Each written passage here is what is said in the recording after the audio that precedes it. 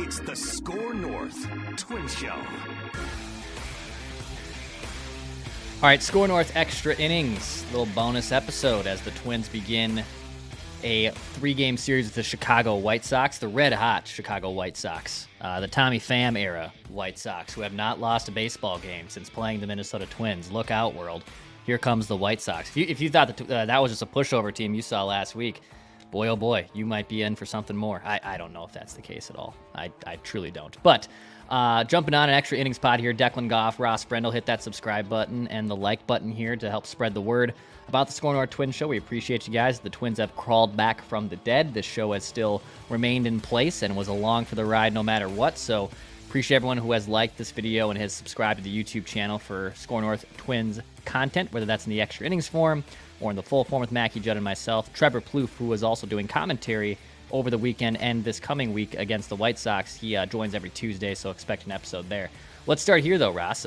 We figured this would happen probably after the main episode that we recorded today, but Carlos Correa is back with the Twins. He was activated off the injured list. Correa, who's missed about a few weeks now with that intercostal strain. It appeared to be an oblique.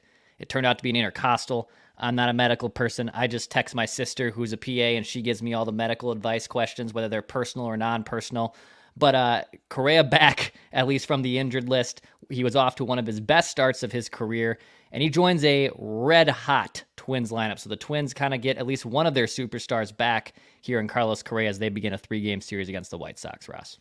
Yeah, I think as a Twins fan, you got to be happy. You and I last did an extra innings 24-ish hours ago, and we talked about the team getting healthier with Duran and Topa coming back. We knew there was good news on Correa. We think there's good news on Royce Lewis. Still don't have much of a time frame. Maybe you have more of a time frame than anything that I've heard or read.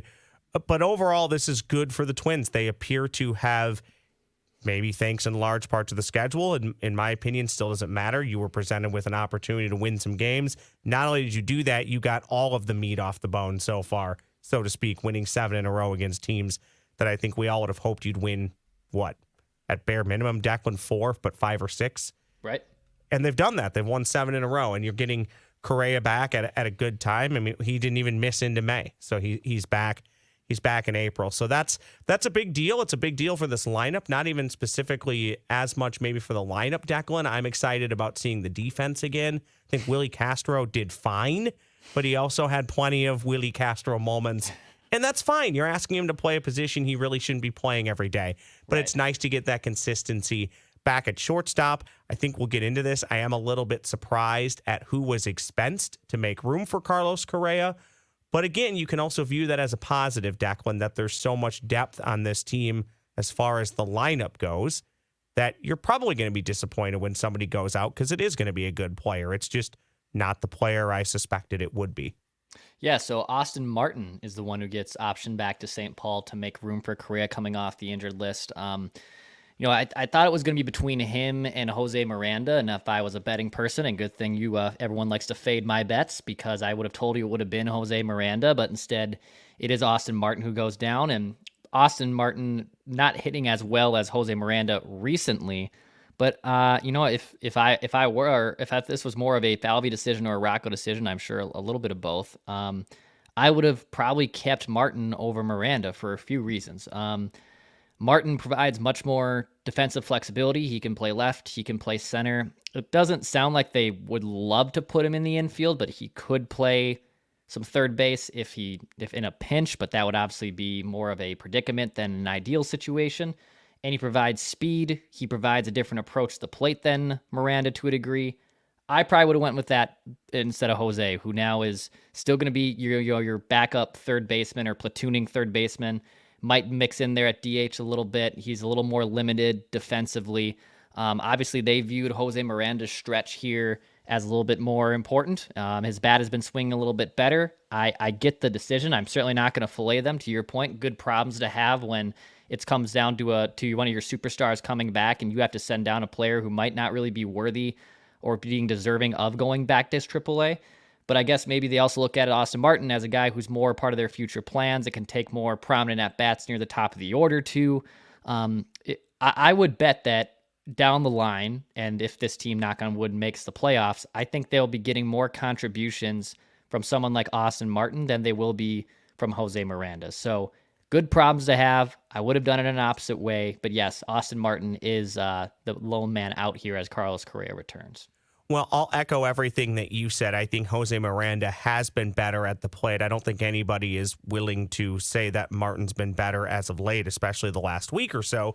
I just agree with you, Declan, that he can do, there are more of the intangible things and more non-lineup things that he can do that, quite honestly, he does better than Jose Miranda. Still a bit of a liability defensively, but if you're, hitting home runs, you're putting balls in the gap, maybe you overlook some of that a little bit. So it's nothing I'm going to lose any sleep over. I just thought it would be Austin Martin staying, Jose Miranda going. But also at some point with Jose Miranda, the Twins need to see it at this level. So to get to see it for a longer stint of time. And Declan, one thing to go with this is eventually 2 relievers are coming off the IL. Yeah. And I'm not sure. Maybe one of those spots still comes from the lineup side of things. Both could come from the pitching side of things. Cole Sands, could he be the first guy out? Is it Bowman? I don't know who it would be. Sands has pitched so well lately. But again, it's kind of weird to say this about a team that really struggled for most of April, Declan, and has only one game over 500 as we record this podcast. Somebody's going to be outgoing. Maybe 2 guys are going to be outgoing that are pretty good ball players and difference makers. So again, good problem to have. It is good to see the depth, I think, tested at least early. Hopefully it's tested less later. But I'm intrigued when Duran comes back, who's sent out? When Topa comes back, who's sent out? When Royce Lewis comes back, that's probably logically Jose Miranda, right? Or could it be even somebody else at that point? Who knows? That's still at least probably a few weeks off. So a lot of interesting roster decisions still to come. Yeah, and I know some people is like, well, why don't you just send down Kyle Farmer? Well, Kyle Farmer is making $6.5 million. You can't send him down without DFAing him. And luckily for Kyle Farmer's sake, he actually came around a little bit there in this last weekend series, and he's kind of the man behind the sausage. So no pun intended there. He's kind of a big reason why this weird rally sausage has started. And if you want to find Judd's terrible phrasing on how to go about the sausage, you can find the other episode of the SKOR North Twin Show available on the Twin Show podcast feed and YouTube channel. Must listen and must viewing TV/potting right there. So you bring up a good point too, because I think this is going to be another problem because Duran and Justin Topa are probably, if one of them, if not both of them, could also be back by as early as tomorrow or by the end of the series and as late as the weekend series against the Boston Red Sox. So who comes off? So I was trying to do some roster crunching on this. I think there's a few guys you can potentially circle. I think Matt Bowman is one of them. Now Bowman has filled in admirably. But at the same time, like, he hasn't wowed you by any means, and he was signed here in January. He is a veteran. I believe he does have the 6 years of service time, so that does make the roster crunch a little more difficult.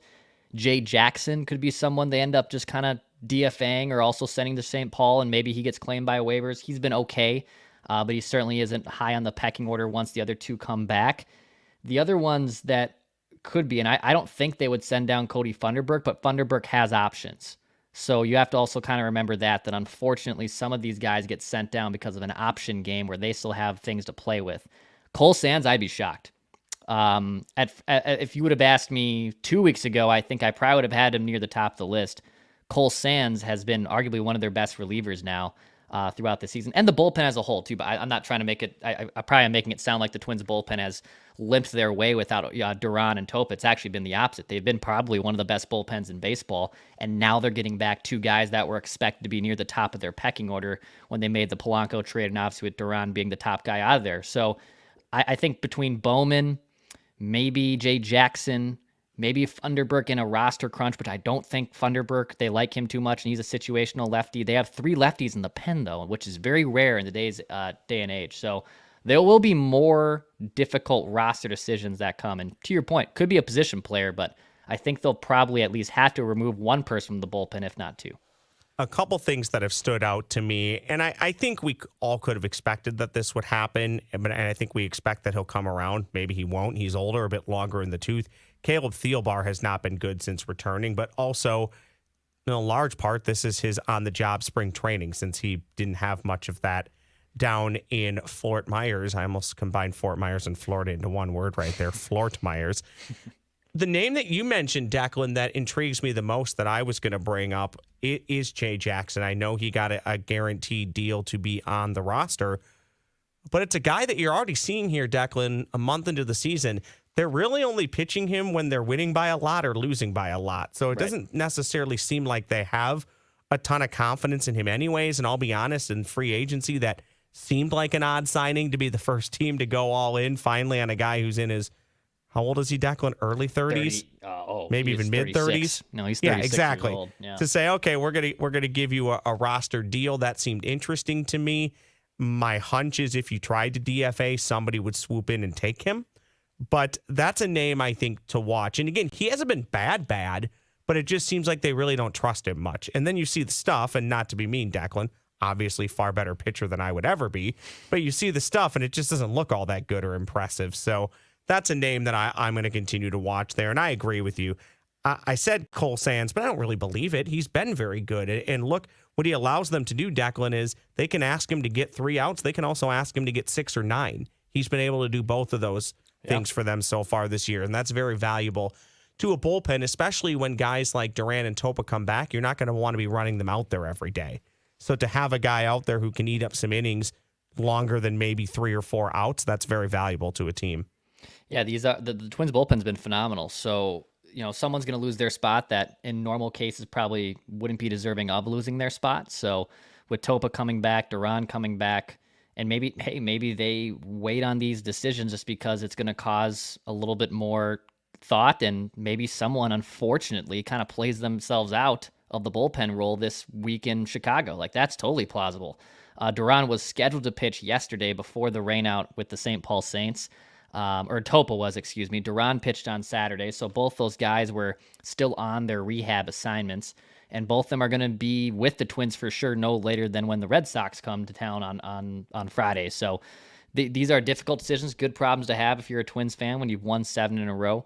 Obviously, getting Carlos Correa back is going to be important here, who has had a great start to the season, and he's going to be batting in the middle of the order most likely today against the Chicago White Sox. He's expected to also be in the starting lineup, so we'll see where he's batting, but he's also been off to a really good start. And even without Royce Lewis, who, we'll hopefully get an update on the timetable for his return. He had a doctor's visit, I believe, on Wednesday or Thursday. So once he had that second doctor's visit, when they were going to start laying out more of a realistic timeline to begin his return to the Twins with some more intense rehab or more intense, or more, not more intense, but spring training, or I'm all over the place. AAA at bats and the rehab assignments. So we're getting closer to getting Royce Lewis back as well, which is obviously going to be a very good thing. So Twins are getting healthy and they're winning games at the right time. Royce is going to get a rehab assignment. How long do you think they'd like to see him down there? Is his going to be more of just get some work in over a couple days, or are they going to? They have up to 2 weeks. They're not going to make him sit there that long, but maybe somewhere in the middle, maybe a good solid week in St. Paul or with the boys on the road. For example, Carlos Correa declines rehab assignments. He didn't need a rehab assignment because he didn't feel like he wanted to do that, and players can decline that. Royce Lewis, if he wanted to, could decline that. I'm going to assume they want him to go down there and do something to a degree. Now, that might be also a conversation that says, you know what, forget that, because we don't want you getting hurt outside of our watch too. So if something goes wrong, even though they're down the street in St. Paul, it's not like they're in Rochester, New York like they used to be. At least they're more under the watchful eye of the training staff and how they go about that. So there's a case to be made that Royce says, you know what, I don't need rehab at bats. I don't need rehab, innings at third base. I'm ready to go. So put me in, coach, let's go. Now, I think the organization will probably fight that to a degree if Royce indeed puts that up and says, I'm ready to go. He's an eager beaver. He wants to play. I totally get it. But to answer your question, if he were to go down to AAA, I would bet he probably gets 3 to 4 games. And if everything is all good, he'll be ready to go. That'll probably be DHing. That'll probably be a game or 2 at third base to make sure his legs are underneath him too. So this is also very good news. Royce Lewis, if he does come back, we'll see what that rehab plan is. From what I have gathered and from people I've talked to, I know initially the fear was June 1st. I'm under the belief we're going to see that guy in May. So it's going to turn the calendar, Great. turns Let's to see May it. on Wednesday, and I think we're going to see Royce Lewis back in a Twins uniform before June 1st. Well, and very quickly on the rehab stuff before I get to my quick hitter for you, Declan. The rehab assignment, it also depends on how long you've been out for. Carlos Correa was realistically not out very long anyway. So just get back in, knock the rust off with the big club. For somebody like Royce Lewis, who's been out a bit longer, still going to be out a bit longer, yeah, it's nice to kind of go knock the rust off for games that matter. I'm not saying they don't matter, but they don't impact the big club here at the major league level in the standings. Declan, are you ready for a quick hitter? Yes, always. I love these from Ross. What do you got for me? This quick hitter, I think, is going to be a little polarizing, okay? But I'm willing to take the heat here. Okay. Your thoughts? I'll give you mine first, okay? But I'm going to tee it up with the organ at Target Field. Mm-hmm. And it's Sue who plays the organ, correct? Yes. Love Sue. Love Sue. Don't love how much we play the organ. It is ridiculous at Target Field. Every pitch, did it, next pitch, did it, next pitch, did it. There's never any crowd ambiance at Target Field because the organ is playing 80% of the time. I love the organ at Major League Baseball. There can't be another team in Major League Baseball that even plays their organ half as much as we do at Target Field. And I know there are people watching and listening right now. They're going to start taking note of it. And now every time they go to Target Field or watch a game, it's going to drive them crazy like it drives me crazy. Love Sue, love the organ. Just dial it down just a little bit. So that instead of organ at Target Field. Instead of, exit velocities on the new age stats, you want organ per minute stats basically at Target Field. You want to know how much time. Somebody do the math for me at Major League Baseball parks because I'm convinced. And I watch a lot of MLB Network, Declan. I watch basically parts of every Twins game. I watch Twins games in other markets, watch a lot of MLB Network. Nobody plays the organ like we played at Target Field. Just dial it back a tiny bit. I'm gonna end my rant and let you talk about the organ at Target Field. You're probably going to now ruin the organ for me because now I'm probably not going to be able to not hear it in its intensity for the next few games that I cover. So I'm honestly probably a little upset that it's like when someone says something tastes like this and then you can't untaste that. That's kind of where I'm at with the organ, your organ take right now. I'm going to start following you around SKOR North headquarters, and every time you're done talking, I'm just going to go something, just some organ music. I did find it hilarious. So they've started, Target Field sing-alongs now in the 6th inning. They don't do the kiss cam anymore. Or at least they don't do the kiss cam with the weather's cold. Maybe they warm that up in the summer. I don't know. Maybe with summer loving they start doing that, pun intended. But now they start doing sing-along songs, and it's been a decent rotation of Mr. Brightside, which I still am personally responsible for getting that playing at stadiums for the last 4 years. It's been my mission in life to remove Journey remove Don't Stop Believin' and replace with Mr. Brightside. Thor Nystrom got J.J. McCarthy drafted in the top 10. Yeah. You earned the Killers a bunch of extra money and recognition, and you were on the forefront. Good work. Yes. Instead of Journey and Don't Stop Believin' and Bon Jovi's Living on a Prayer, let's move in. And by move in, I mean just start playing songs from the 2000s. I don't mean start playing songs that were released last year. I mean play songs that fans of that generation know. So one of them they have been trying out though, which has not been going well at all with the Gen Zers. Is Let's please tell me why. They no Gen Z kids knows that song. So which is so disappointing. It has 200 million views on YouTube, by the way. It's a great song. I love that song, but they obviously show the fans singing along with it and they have no idea what the words are. They're just kind of looking blank or dancing or trying to make up for the fact that they don't know the lyrics to the song.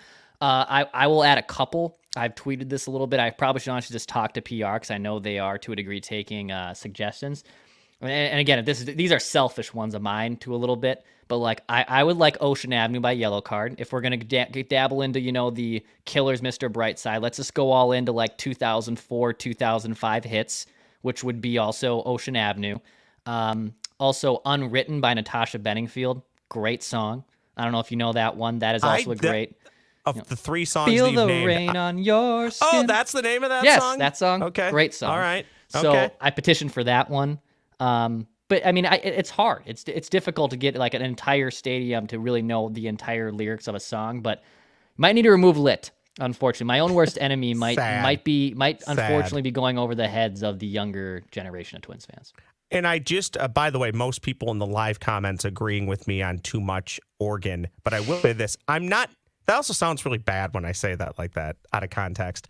I'm not advocating for getting rid of the organ. I love it. It's as baseball as the stitch ball on the field. I could just do with a little less of it.